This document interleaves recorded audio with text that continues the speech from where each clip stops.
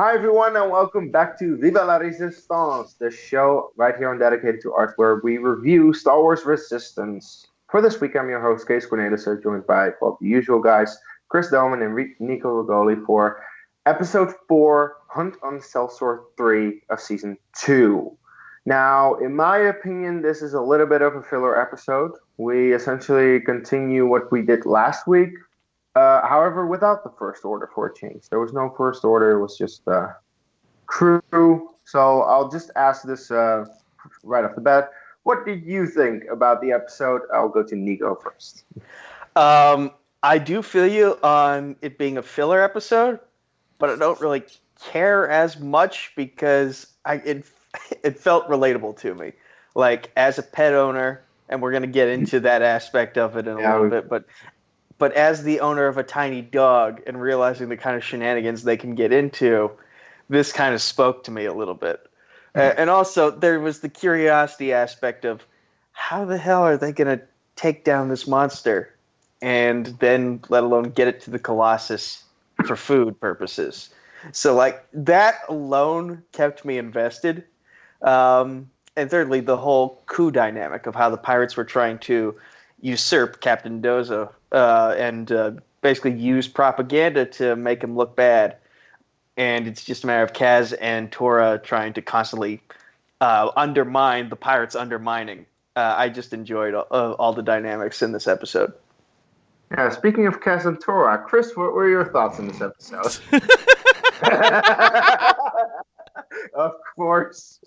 Of course. Hashtag no shame. And, well, yeah. But, okay, so aside from that, and we'll get more into that in just a moment. But here's the thing. For a filler episode, though, I honestly really appreciated this. Because it's nice to have just little pocket episodes that sort of just focus on how everyone on the ship is doing.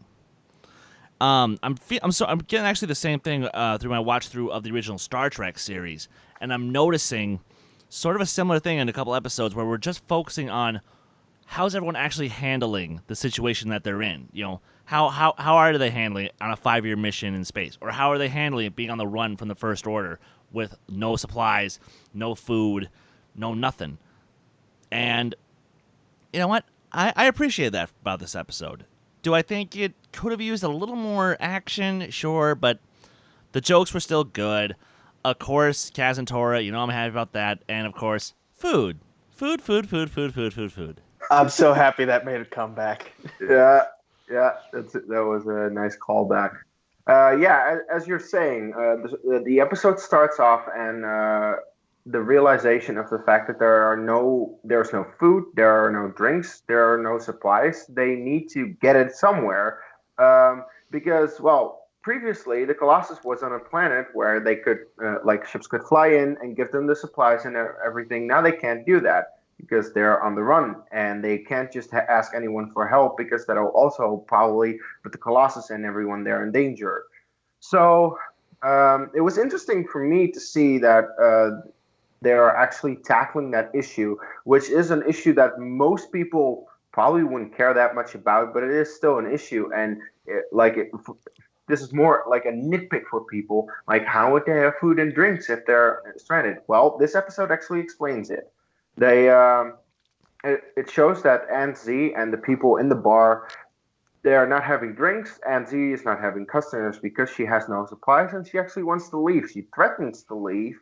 But then, well, they come up with a solution, and the pirates actually volunteer to hunt the big creature that we saw in the last episode. So at least that came back. Chris? What did you think about the guy being so miserable that he couldn't get a drink? I was about to say, so normally I have a little bit of an issue with alcoholism being played for a joke.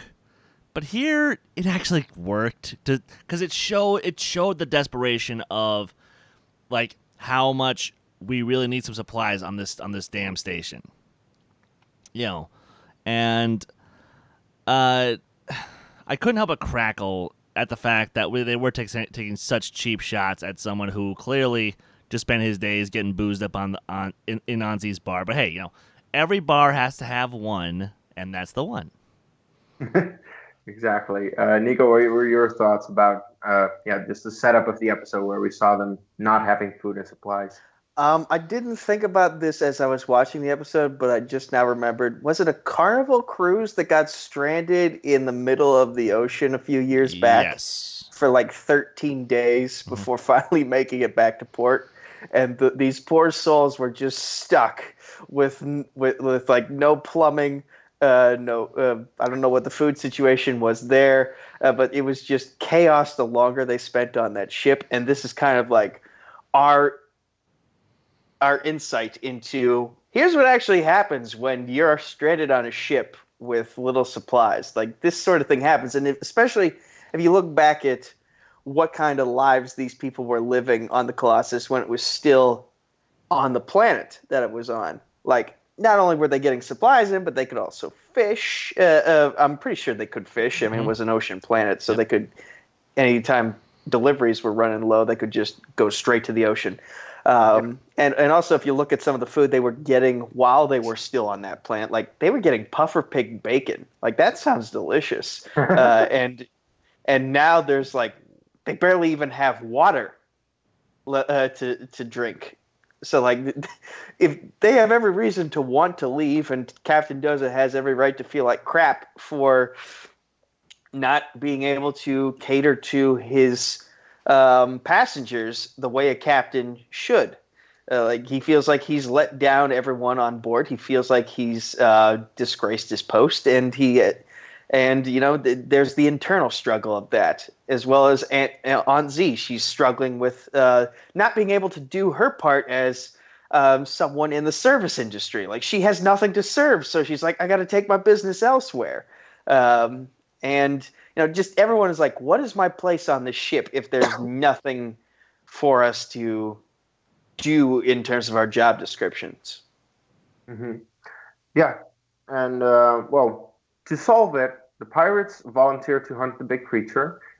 Torra and Kaz, they're standing there, and I'm like, yay, they're going with them. That's good. And then they go hunt this huge creature who apparently has a very strong back. And then they need to figure out what to do with that. Actually, the pirates lose a couple of ships. I was a little disappointed that they didn't stick with the guys crashing to die. Unfortunately, they come back, and then very more unfortunately, they're just straight up dicks at the end of the episode. So, like, come on, are you kidding me?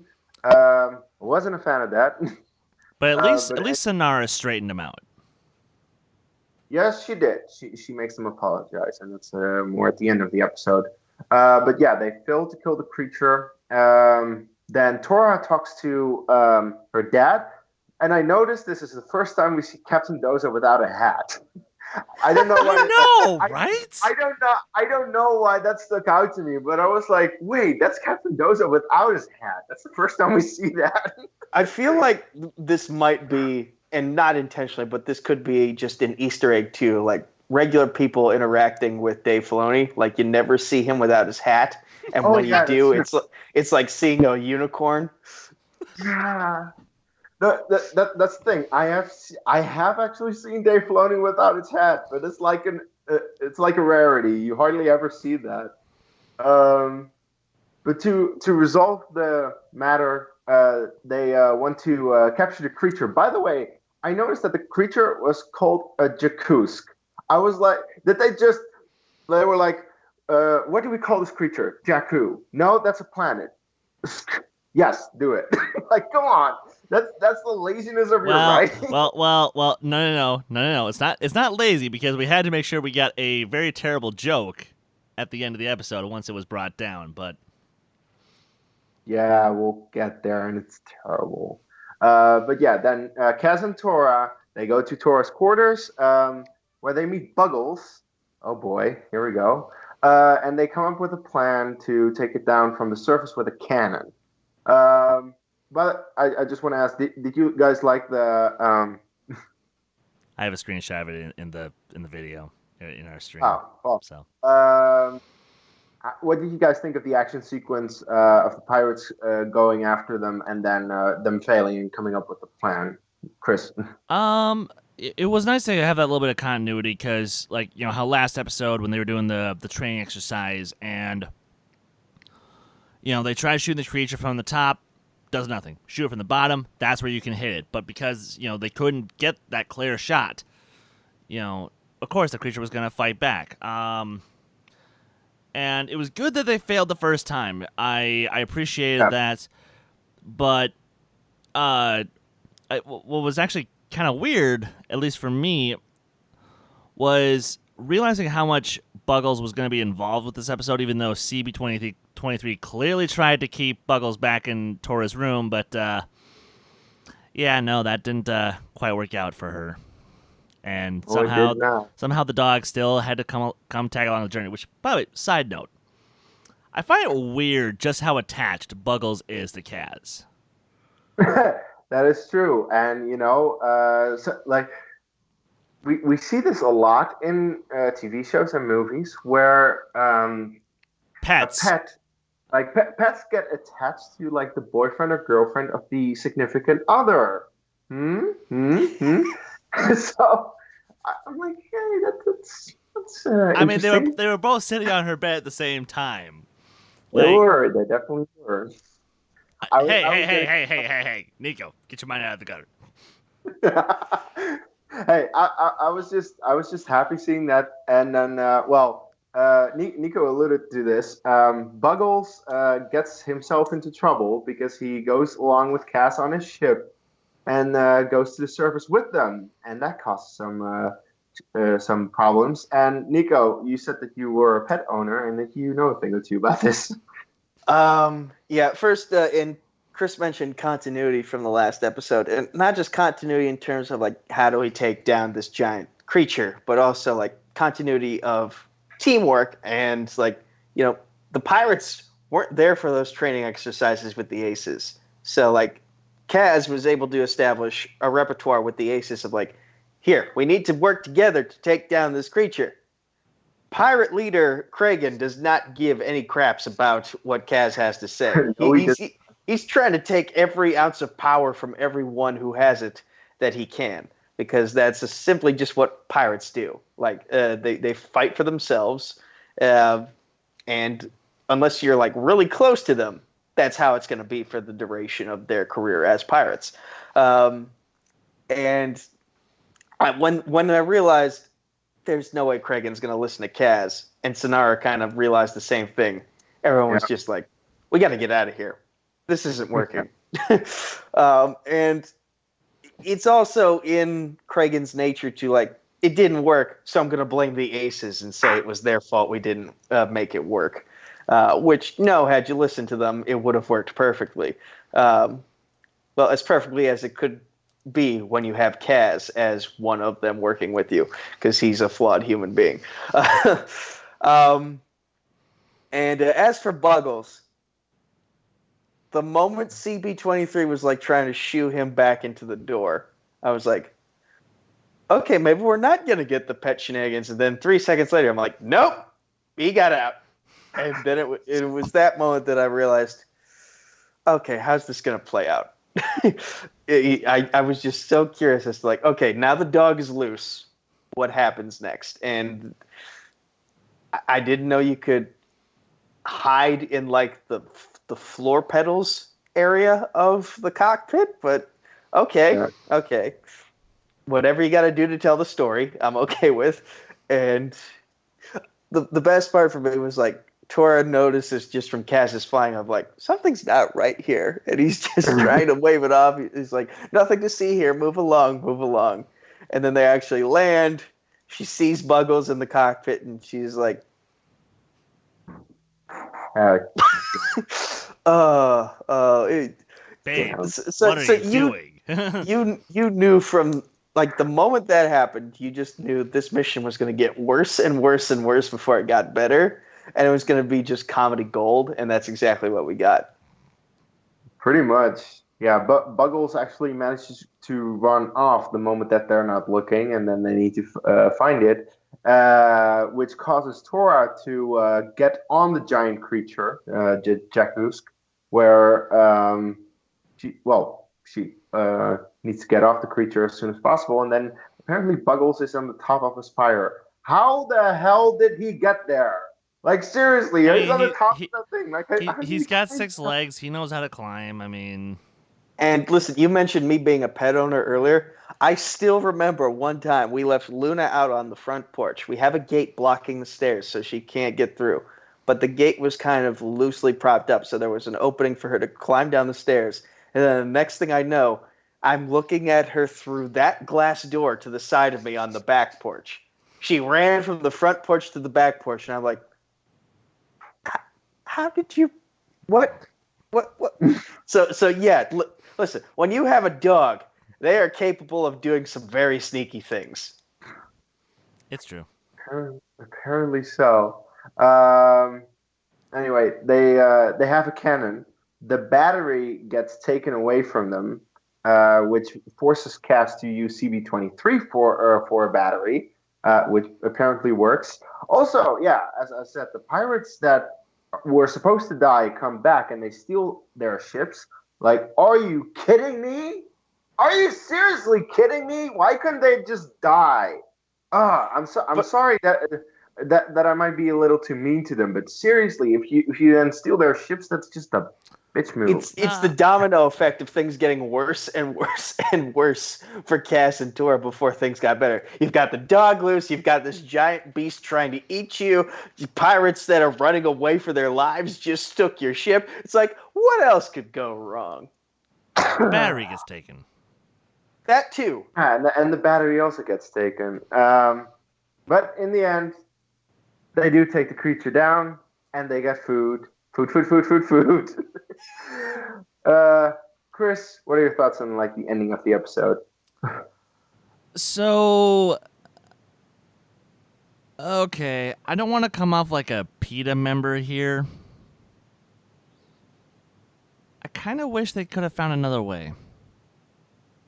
Like, another way to solve the food problem. And not just have to kill this one creature. Because, presumably, we haven't seen any other species or any others of this same species on this planet or elsewhere. And we've seen porgs getting cooked though. So okay. There's a difference though. I felt the same way when the Zilla Beast got destroyed in the Clone Wars, because presumably that was the only one. Yeah. It's like, oh. Okay. To be fair, we don't know if there are more of these type of creatures on the surface. That's true, and it's just like, and I was hoping there would be a little more of a clever way to get around it, but as is, this was just another fun adventure. And again, I'm not saying I hate it, but it just, for some reason, it's rubbing me the wrong way when I feel like they could have done something else. But as is, yeah, no, it's fun. It is actually very fun. A lot of really good, funny moments, and yeah, like Nico said, that sort of constant sense of, can this get any worse? But my ship remains intact. So otherwise, I have no complaints. Nico? Maybe it's because I'm just super hungry right now, but I was kind of fine with them getting the Jakutsk and prepping it for a gigantic feast, because that was like, oh, it's a celebration of we've come together in this hardship times, and we're finding unity again. I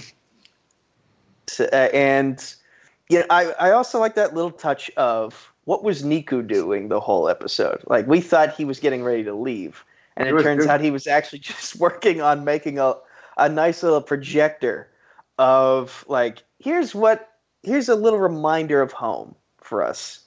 We changed the wallpapers, so now you can just have some sunshine, even if it's just like fake sunshine. It's still something to remind us of the joys of home. Get us ready for brighter times ahead while we take care of the darkness. And I like that. I like that. Now, the one thing is, though, this episode didn't really give us any inkling as to what's going to happen next week. Like, usually, a lot of these episodes give us an idea of what we're going to see next week and so on and so forth. This time, though, we're kind of like, left to our own imaginations and the episode synopsis, if any of you guys read it, which I didn't. So, yeah, we're kind of just like, and this is kind of sort of what the crew of the Colossus is dealing with too. Like, they're flying at this by the seat of their pants, and in a way, so are we now. And one last thing I will say is, Chris might be right in that his ship is still intact, but I don't know where it's sailing. Like, because, like, as far as I know, they didn't really. Maybe you're reading super hard into them just sitting on the same bed, sort of thing, and like the dog. Okay. On that note, then like, have I ever properly explained why I ship these two? You have. I'm just like, I didn't see much evidence, and maybe you read into a lot of things that made you think you did. But I didn't feel like I saw any evidence that said like this ship is going to be really hammered. And again, that could be because no, and that's the thing. It won't be. It won't be. It's not gonna be, but they just have chemistry together. They're nice together. I like them together. Okay, that's fair. That's fair. Like in all honesty, it's kind of like Kanan and Hera in Rebels, where for the first 3 seasons they didn't hammer anything down on them. You had the occasional love from Hera to Kanan, but that was all we really got. The 4th season actually got really into that, and that's because they realized, well, yeah, these two are a thing. They have been since the beginning, but they've never really hammered it down. And I like the fact that, with Kaz and Torra, yeah, they just work well together, and you don't need to hammer it in. Just have them have episodes together where they go on an adventure together. As long as Kaz doesn't make any stupid decisions or stupid puns. It's basically Kaz in a nutshell. Oh my God.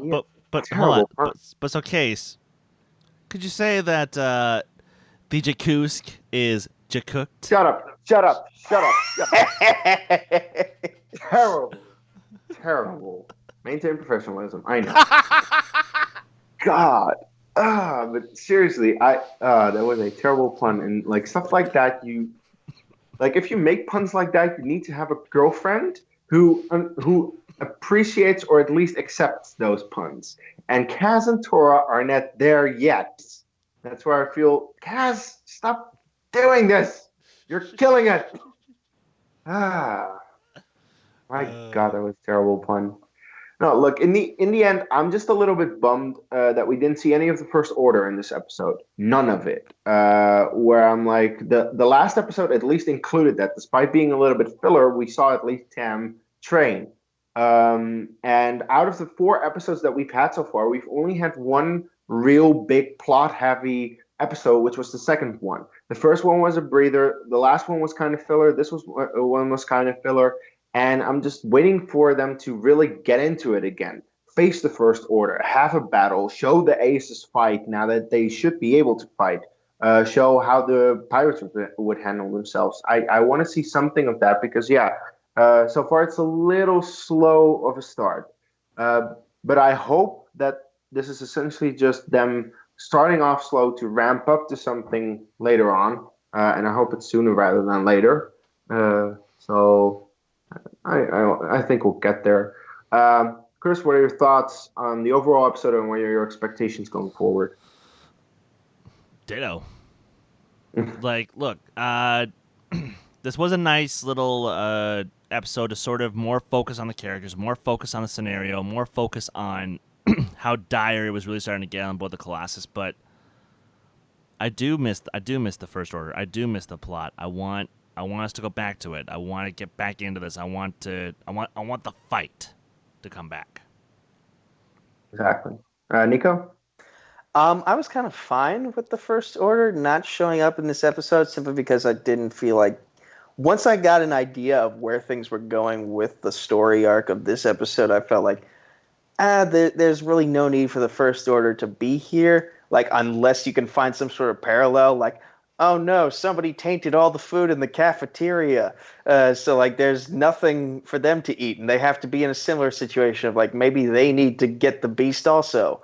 And like to me, if the First Order was included in this episode, it would have been more of a shoehorn than necessary for the plot. So that's where I kind of stand on that. And again, I don't know where we're going in terms of next week, but I like that we're getting these internal struggles on the Colossus that are helping sort of unite everybody that's on board the Colossus, because they realize they're going to need each other now more than ever, the more the First Order obtains power. And, we're getting closer to that eventual meetup. I can feel it, where the entirety of the Resistance, soon to be the Rebellion again, is going to unite, and we're going to get that. We might get a possible time jump that leads us into episode 9, and we get some different perspectives on the battle that we're going to get in episode 9, just told from the perspective of these characters in the cartoon. So yeah, right now we're in speculation land, but I'd say it's healthy speculation. I'm excited to see what comes next week. Well, I do want to say about episode 9 the following. There's apparently a time jump of 1 year between The Last Jedi and episode 9. We know, in terms of Resistance timeline, we are past the events of The Last Jedi. So now we essentially have a full year to lead up to episode 9. We have seen the trailer for episode 9, the latest one, where it shows the ghost. That means, hey, we're going to include the animated series. So I will not be surprised whatsoever if the Colossus has a part to play in the movie as well. So then that means that if we're going to get to a point where the Colossus is in the movie, you need to get there throughout the show. Like, the show needs to also show, how do we get there then? And I know I can't wait to see that, because it's going to be very exciting to see how the Colossus is going to be involved with it all. So I'm looking forward to that, and I hope, as I said, I just hope we get there sooner rather than later, or at least that we get something more that progresses the plot rather than these type of filler episodes. Because I am okay with filler episodes. I know every TV show has them, and some filler episodes can actually be really good as long as they just, focus on something interesting or focus on a good character. But I would really want to see how we get to episode 9 now. So that's what I'm waiting on. Yeah. We'll just have to wait, I guess. In the end, I think that's all we can say. So, guys, please let us know in the comments what you thought of this episode. Did you love it? Did you not? Boy, that again. And what are your expectations for the rest of the season? How do you think it'll tie into episode 9? Because we can only speculate. You can only speculate at this point. So let us know in the comments below. Of course, like the video. It helps us out. It really does. So give it a like. And, of course, subscribe to the channel if you haven't already. And I think that's all I can say for now. So, Chris, plug yourself. You guys can follow me on Twitter, Instagram, Stardust, Letterboxd, and Discord at Skywalker Doman. You guys can follow this very channel on Twitter and Instagram at D2A Channel. Please like our Facebook page, join our Facebook group to stay up to date with all of our stuff coming up. And got some big announcements coming in 2 weeks. So enjoy that. Nico, plug yourself. Facebook, Twitter, YouTube, at Nico Suave Regoli, or just Nico Suave before random meaningless numbers at the end on Discord. I promise Instagram, Snapchat, and LinkedIn coming soon. Combat Wrestling Trivia on Facebook, Combat Wrestling Network on YouTube. The poorly made Twitter handle is at Combat Wrestlin, the number 2. There is no letter G. TMG Entertainment, sometimes where I'm the Chokeslam Wrestling Debate Champion of the World. Of course, right here on Dedicated to Art and all the places Chris just said, in case we'll say, hashtag Trivia for Thon 2 coming up soon. I'll have a video, I promise. Life is hard when you're a college student. By the way, about all those things that you have coming, to quote Harrison Dula, we'll get on it. Anywho, in the meantime, I'll just say that you can follow me at Dutch Movie Guy on Twitter, Case Cornelius on Facebook and Letterboxd, hosting Schmodown reactions here on the channel. Every week we review Resistance, so if you're also watching Resistance, come back to us every week. We do it every week. Usually we have the review up on Sunday, Monday when the episode airs, or just after. So with that said, until our next video, Viva la Resistance. And may the Force be with you, always. Yeah!